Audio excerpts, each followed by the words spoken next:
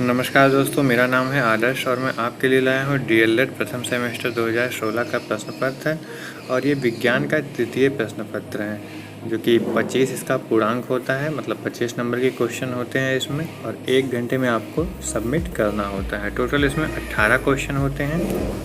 Total जो है 18 question होते हैं। तो चलिए हम आज प्रैक्टिस करते हैं इसका और देखते हैं पहले प्रश्न से।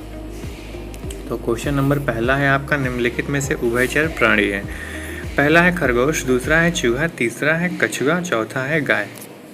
तो आप सबको पता है खरगोश उभयचर किसे कहते हैं। पहले तो आप ये जानिए, उभयचर ऐसे प्राणी को कहा जाता है जो जल और थल यानी कि ज़मीन और पानी दोनों में रह सकते हैं, उन्हें जो है उभयचर प्राणी कहा जाता है। तो आप जानते हैं कि खरगोश जो है पानी में नहीं रह सकता, चूहा भी पानी में नहीं रह सकता लेकिन ज़मीन पर रह सकता है, गाय जो है ज़मीन पर रह सकती है लेकिन पानी में नहीं रह सकती। लेकिन कछुआ, आपका ऑप्शन तीसरा सही हो। कछुआ जो ऐसा जो उभयचर प्राणी है जो कि जल और थल दोनों पर रह सकता है। लेकिन अगर ऑप्शन में मेढक दिया हुआ है तो मेढक इसका प्रबल दावेदार है, यानी कि मेढक सबसे पहले सही रहेगा। लेकिन मेढक ऑप्शन में नहीं दिया है तो कछुआ रहेगा। चलिए नेक्स्ट देखते हैं।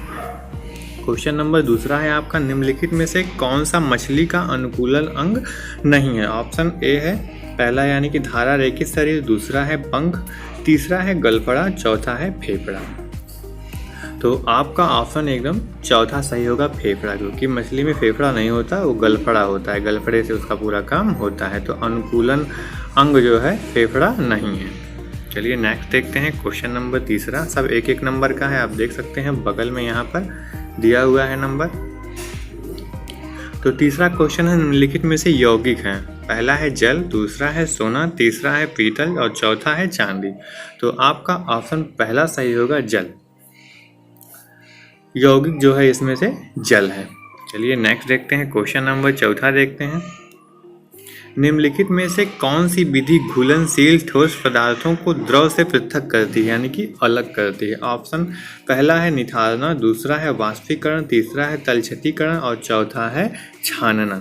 तो आपका करेक्ट ऑप्शन जो है दूसरा सही होगा, वाष्पीकरण। मतलब किसी भी घुलनशील ठोस पदार्थों को जब द्रव से अलग किया जाता है तो उसका सबसे अच्छा उदाहरण होता है वाष्पीकरण। चलिए नेक्स्ट देखते हैं। क्वेश्चन नंबर पांचवा है, किसी वस्तु के तल के क्षेत्रफल का मात्रक है। ऑप्शन पहला है आपका घन मीटर, दूसरा है मीटर, तीसरा है वर्ग मीटर, चौथा है किलोमीटर। तो आपका ऑप्शन तीसरा सही होगा, वर्ग मीटर। किसी वस्तु के तल के क्षेत्रफल का मात्रक जो होता है वर्ग मीटर होता है। अब अति लघु उत्तरीय प्रश्न आए हैं, ये भी एक एक नंबर का है, इसमें छोटा छोटा लिखना होता है आपको। तो क्वेश्चन नंबर छठवां है आपका, घर्षण बल किसे कहते हैं, लिखिए। एक नंबर का है तो छोटा सा आपको लिखना होता है। तो घर्षण बल आप जान लीजिए, घर्षण बल जो होता है एक बल है जो दो तलों के बीच सापेक्षिक स्पर्शी गति का विरोध करता है, उसे हम घर्षण बल कहते हैं। एक बार फिर से सुनिएगा, घर्षण एक बल है जो दो तलों के बीच सापेक्षिक स्पर्श गति का विरोध करता है, उसे हम घर्षण बल कहते हैं। इतना आप लिख देंगे या अपने हिसाब से भी कुछ बनाकर लिख सकते हैं, आपको 1 नंबर आराम से मिल जाएगा। क्वेश्चन नंबर 7वां देखते हैं, पेड़ पौधों में अलैंगिक प्रजनन विधियों का नाम लिखिए। तो अलैंगिक प्रजनन विधि कौन कौन से होते हैं, तो विखंडन पहला होता है, इंग्लिश में इसे फ्यूजन कहते हैं, या FUSION फ्यूजन, जिसको हिंदी में हम कहते हैं विखंडन। विखंडन पहला ये हो गया विखंडन। पेड़ पौधों में अलैंगिक प्रजनन विधि जो है पहला है फ्यूजन, जिसे हिंदी में विखंडन कहते हैं। और दूसरा की बात करें तो मुकुलन कहते हैं। माँ पे छोटाओं की मात्रा मुँह होता है, काफी छोटाओं की मात्रा कु, ल और न, मुकुलन, जिसे इंग्लिश में बडिंग कहते हैं, BUDDIN और G, बडिंग। और तीसरा जो है बीजाणु बनना, आप लिख सकते हैं अगर लिखना चाहें तो, इसको इंग्लिश में स्पोर फॉर्मेशन कहते हैं। चौथा है पुनर्जनन, जिसे रीजनरेशन कहते हैं। पांचवा है खंडन, जिसे फ्रेगमेंटेशन कहते हैं। और छठवां है कायिक प्रवर्धन जिसे वेजिटेटिव प्रीप्रेजेशन कहते हैं। ये होता है पेड़ पौधों में अलैंगिक जनन विधियाँ, मतलब टोटल 6 माना जाता है। पहला है विखंडन, दूसरा है मुकुलन, तीसरा है बीजाणु बनना, चौथा है पुनर्जनन, पाँचवा है खंडन और छठवां है कायिक प्रवर्धन। चलिए नेक्स्ट देखते हैं क्वेश्चन नंबर 8वां। पत्तियों का मुख्य कार्य क्या होता है? तो पत्तियों का मुख्य कार्य जो होता है पत्तियों को हरा बनाना, मतलब हरा रंग प्रदान करना, वाष्प उत्सर्जन करना, मतलब वाष्प उत्सर्जन करना, और रंध्रों के माध्यम से गैसों का विनिमय करना, और भोजन का निर्माण करना। जो सबसे उत्तम इसका कार्य होता है भोजन का निर्माण करना। जो पत्तियों का काम होता है भोजन का निर्माण करना।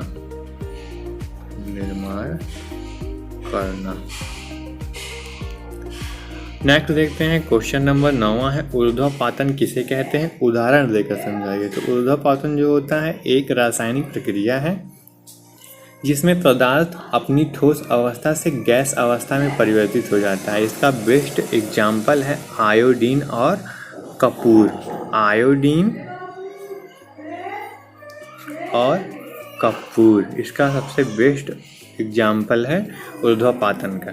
मतलब एक बार आप फिर से सुन लीजिए। एक रासायनिक प्रक्रिया जिसमें पदार्थ अपनी ठोस अवस्था से गैस में परिवर्तित हो जाता है उसे हम ऊर्ध्वपातन कहते हैं। इसका सबसे सुटेबल एग्जाम्पल है आयोडीन और कपूर। नेक्स्ट देखते हैं क्वेश्चन नंबर 10वां है आपका। घूमते हुए लट्टू में किस प्रकार की गति होती है? तो आपको एक ही नंबर का है, छोटा सा लिखना है। तो घूमते हुए लट्टू में जो होता है घूर्णन गति होता है, इसे कहते हैं घूर्णन गति। घूमते हुए लट्टू में घूर्णन गति होता है। और 11वां नंबर का क्वेश्चन है हमारे शरीर में कितनी ज्ञानेंद्रियां पाई जाती हैं उनका नाम लिखिए। तो बेसिकली 5 ज्ञानेंद्रियां पाई जाती हैं, आप देख सकते हैं। पहला है त्वचा, दूसरा है हमारा आँख, ये हमारी ज्ञानेंद्रियों में आती है आँख। तीसरा है आपका कान, चौथा है आपका नाक, और 5वां आपकी जिह्वा जिसे हम जीभ कहते हैं। तो 5 जो है हमारे शरीर में 5 ज्ञानेंद्रियां पाई जाती हैं। पहला है आपका त्वचा, दूसरा है आँख, तीसरा कान, चौथा नाक और 5वां जीभ। जब भी आए 1 नंबर में तो आप आराम से लिख सकते हैं, या 2 नंबर में आए तो भी लिख सकते हैं। तो लघु उत्तरीय क्वेश्चन आ गए हैं जो 2 नंबर के हैं, आप देख सकते हैं किनारे पर लिखा हुआ है। 12वां क्वेश्चन है आपका मरुस्थलीय पौधों की पत्तियां प्रायः नुकीली क्यों होती हैं? इन पौधों की मुख्य विशेषताएं क्या है? तो मरुस्थलीय पौधे के नुकीले होने का कारण होता है पानी की कमी के कारण ऐसा होता है। पत्तियां नुकीली हो जाती हैं जिससे उसका वाष्प उत्सर्जन होने से जो पानी की कमी होती है उसको रोका जा सके, इसलिए पत्तियां जो है वहाँ की नुकीली हो जाती हैं। मतलब आप इसको लिख सकते हैं पानी की कमी के कारण पत्तियां नुकीली हो जाती हैं। चलिए नेक्स्ट देखते हैं। क्वेश्चन नंबर 13 है एक बर्तन की धारिता 12 लीटर है, इसकी धारिता घन सेंटीमीटर एवं घन मीटर में ज्ञात कीजिए। तो आपको पता है 1 लीटर बराबर होता है 1000 सेंटीमीटर क्यूब। 1000 centimetre cube. तो आपको यहाँ बताया गया है 12 लीटर।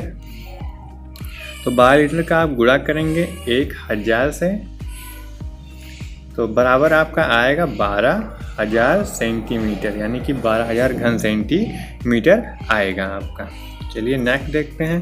क्वेश्चन नंबर 14वां है बीनना एवं फटकना पृथक्करण की विधियों को उदाहरण सहित बताइए। तो गेहूं में कंकड़ को अलग करना क्या होता है? बीनना, उसे बीनना कहते हैं। गेहूं में से जो कंकड़ बीना जाता है उसे ही पृथक्करण कहते हैं। और जब भी आप लोगों ने गांव में देखा होगा दौरी से जब हवा चलता है तो ओसाया जाता है, उसे फटकना कहते हैं।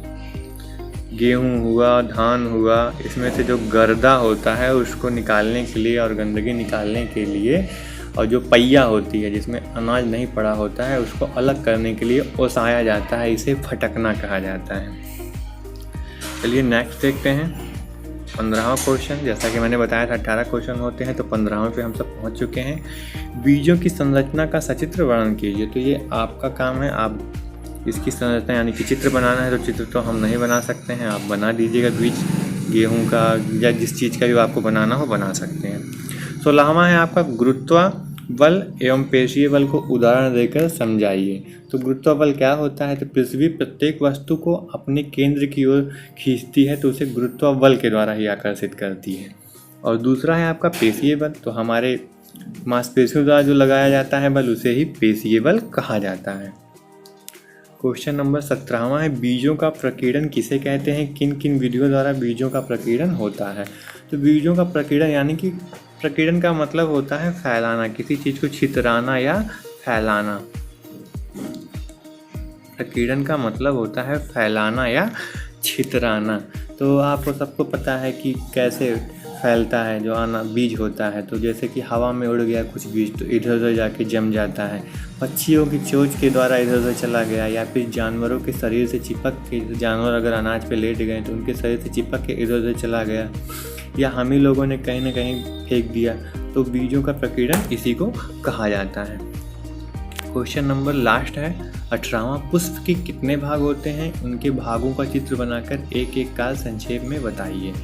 तो चित्र बनाकर आप बता दीजिएगा पुष्प के कितने भाग होते हैं, हम बता देते हैं। तो इसके जो 4 पार्ट होते हैं, पुष्प के 4 भाग होते हैं। पहला होता है केलकिस, क्या कहते हैं? केलकिस।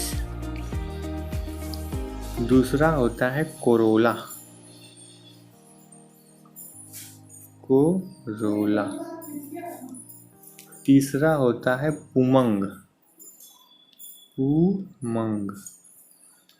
चौथा होता है जायांग। यानी कि 4 पार्ट होते हैं पुष्प के, चारों के नाम मैंने बता दिया है। पहला है आपका केलकिस, दूसरा है कोरोला, तीसरा है पुमंग और चौथा है जायांग।